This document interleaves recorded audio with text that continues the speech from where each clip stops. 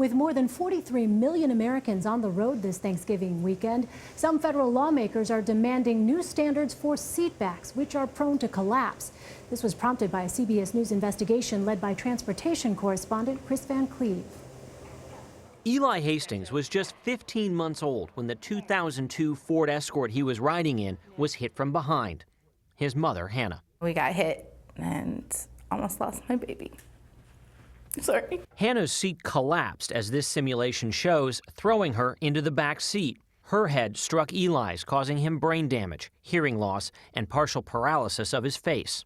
It's kind of difficult, especially for a mother, not knowing if your child's ever going to say your name, say mommy, ever again. Our investigation has identified over 100 cases where seatback collapses have resulted in serious injury or death, mostly to children in the back seat. Automakers and regulators at the National Highway Traffic Safety Administration have known about the problem for years. But the seats meet or exceed the federal standard for strength, a standard that hasn't changed since it took effect in 1968. I will not stop until this issue is fixed. Massachusetts Senator Ed Markey is calling for NHTSA to make changes. That seat has never changed in terms of its safety, and the evidence is overwhelming that it endangers children especially who sit in the back seat when there is a rear end crash.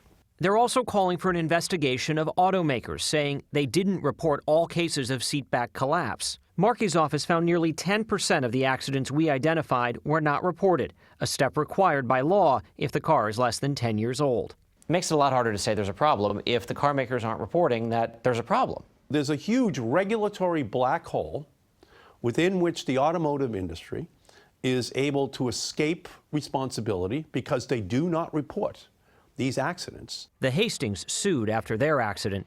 Ford settled. If the seat did not collapse, he wouldn't have suffered so much. He has to live with this for the rest of his life. Car makers can face significant fines for failing to properly report accidents. It's an allegation NHTSA says it takes very seriously. The agency stresses the safest place for kids is the back seat. Auto industry engineers have admitted the cost to fix the seatback issue could be on the order of $1 or so. An important investigation. Kris Van Cleave, thank you.